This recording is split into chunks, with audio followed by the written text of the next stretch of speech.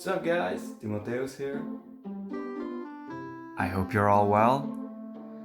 Alright, so this time I'll discuss the three major styles in Greek sculpture. First, I'll give a quick overview of the three periods with some explanation of each style. Then I'll show some examples side by side to help you see the difference more clearly.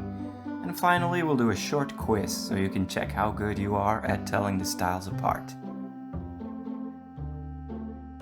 Before I start with the first period, I should mention that I won't be discussing the earlier periods like the Mycenaean period and the geometrical period. Also, geographically speaking, I won't be limiting myself to Greece in the narrow sense of the word. I will include examples from places like Cyprus and Italy, because we can largely see the same styles there. Of course, there are important regional differences, but that's beyond the scope of this video. So firstly, let's talk about the Archaic period. This period runs from the middle of the 8th century BCE until the beginning of the 5th century BCE. Statues produced during this period are clearly inspired by Egyptian and Mesopotamian sculpture. Overall, the statues look very rigid. The face, the upper body, and the lower body are all pointed forward. The figure may seem to step forward, or sometimes the arms are raised, holding a weapon for example, but the posture generally appears too stiff to convincingly create the illusion of movement.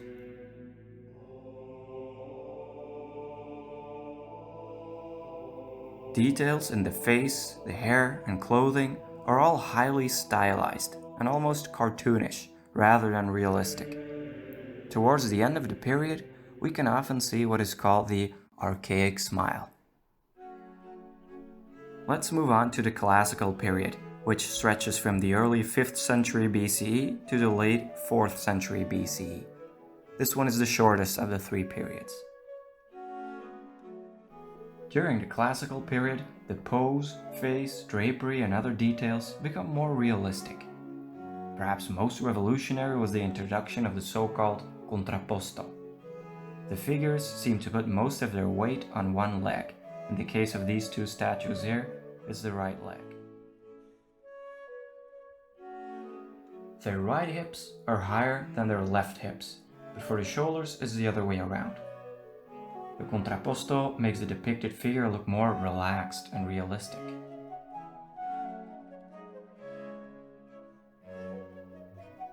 When the subject is depicted in a more dynamic pose, the proportions and details look very realistic compared to examples from, say, the middle of the Archaic period.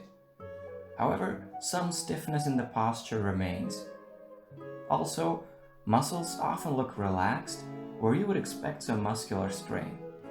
Rather than a snapshot of someone actually moving, I think it tends to look like a picture of someone maintaining a pose waiting for a picture to be taken, if that makes sense.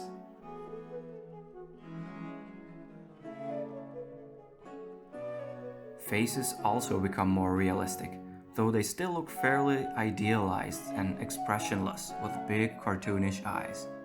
Hair and clothing still look quite smooth and simplified, especially at the beginning of this period. Before we move on to the Hellenistic period, I should say something about nudity in Greek sculpture.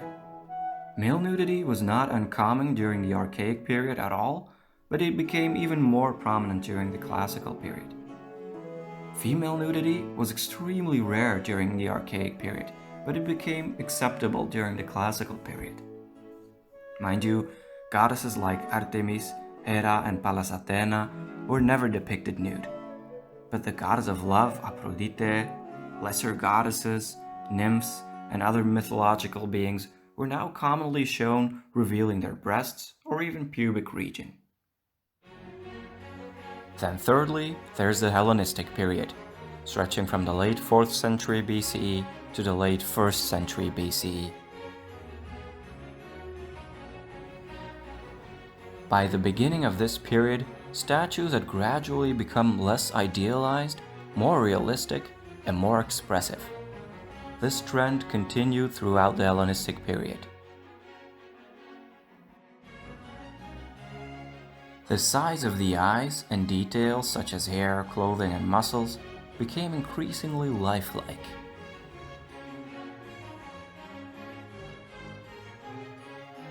Although the relaxed contrapposto remained very common, sculptors now also experimented with more complex and dynamic poses, very convincingly creating the illusion of motion.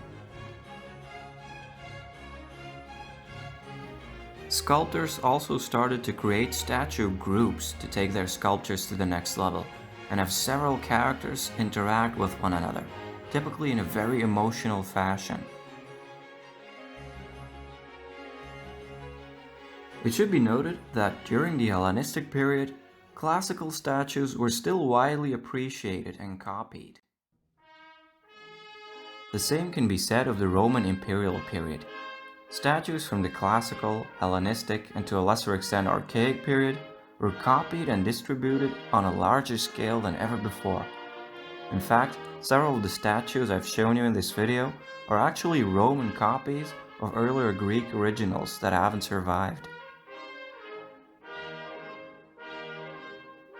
That is not to say that people were only copying earlier Greek sculptures during the Roman period. Many new, original statues were also created.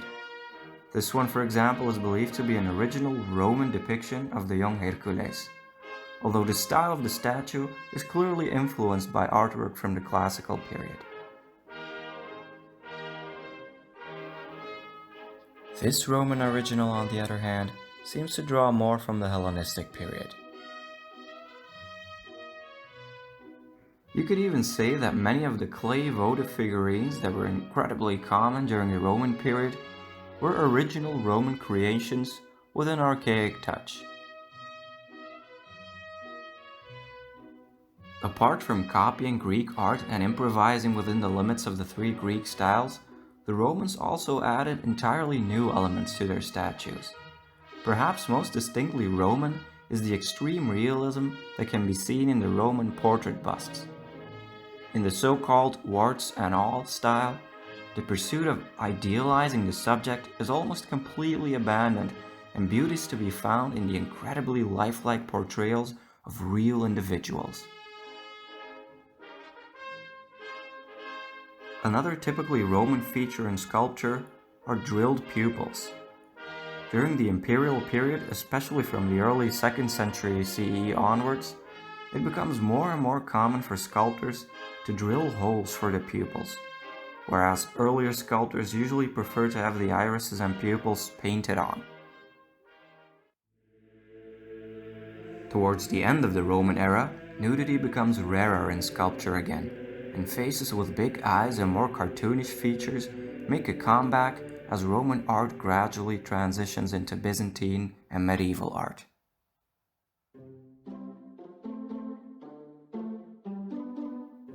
Okay, now we've seen the three main styles. I think it might be interesting to compare how the same subject is depicted in the different styles. I'll show you statues of a few deities so we can see how their appearance evolves throughout the centuries. Let's start with the goddess of love, Aphrodite, Venus to the Romans. A is obviously archaic. The subtle archaic smile, the highly stylized hair and drapery. The fact that she's holding a dove may indicate that it's Aphrodite, but actually we don't even know for sure because she was not depicted nude yet at the time. And then for the other two, it's not always easy to tell the difference between a classical statue, especially a late classical statue, and an Hellenistic one, but I think the difference is pretty clear here.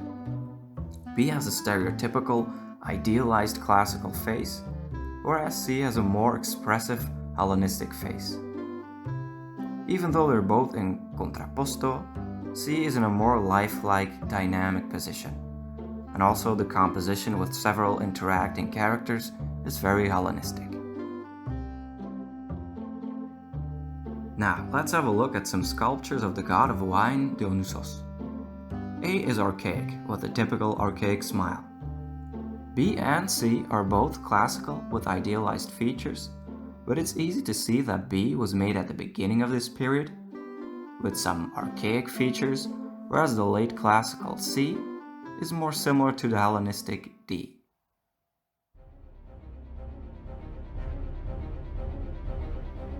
So, do you think you can tell the three styles apart? Let's find out. I'll show you a picture, I'll give you a few seconds to think, and then I'll give you the correct answer. Are you ready? Okay, let's go.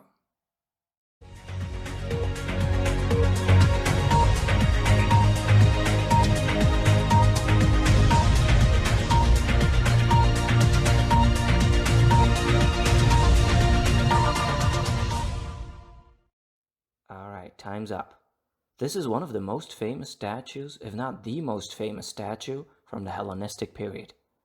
Even with the head and arms missing, the dynamic position of the body and the flowing drapery give away that it's a Hellenistic piece.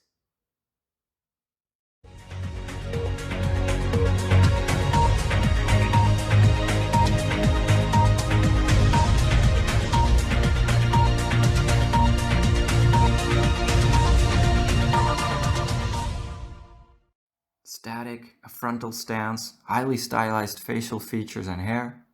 This one clearly dates to the Archaic period.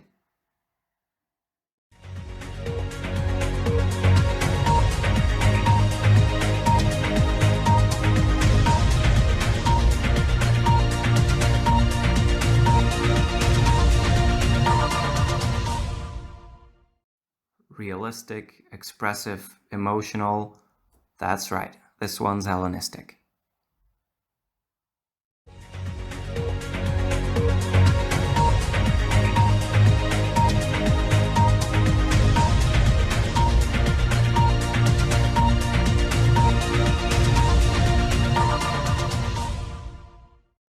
Quite realistic, yet fairly stylized muscle definition and facial features, the suggestion of movement, but still somewhat static. This is a classical statue. We're actually not certain which deity this is. It could be either Zeus or Poseidon, because the brothers were depicted with a similar face, and there's evidence of both being shown in this position.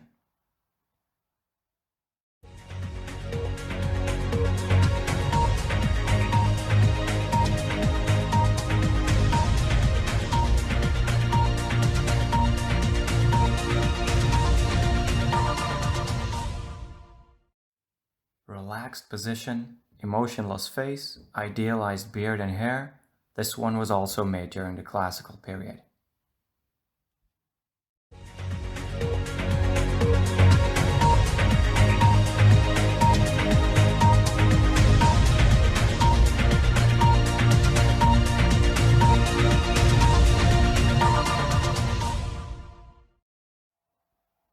Archaic smile, rigid posture. This is another archaic piece. Alright, one more.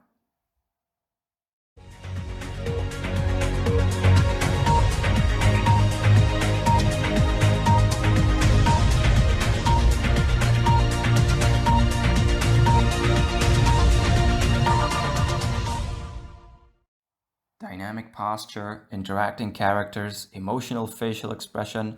This is a statue from the Hellenistic period.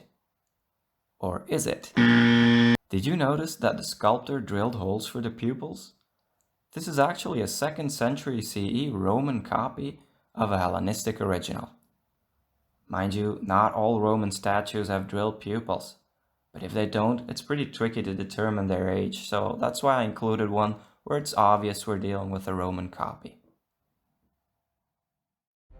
So how did you do on the quiz? How many did you get right? Let me know in the comment section below. Don't forget to hit the like button if you enjoyed this video, and please help me reach the 1,000 subscribers mark by subscribing if you haven't already. I'm currently at about 860 subscribers, so I'd like to take this opportunity to thank my subscribers. I really appreciate your support. Whenever I get another subscription or an encouraging comment, I remember why I'm doing this, so thank you, really. I know I haven't been very active on this channel the past few months, but I'm still quite active on Facebook. So if you can't wait to get your next fix of Greek and Roman stuff, like my page on there. That's www.facebook.com/Timotheus with a V instead of a U. Alright, take care people. This was Timotheus. Thanks for watching.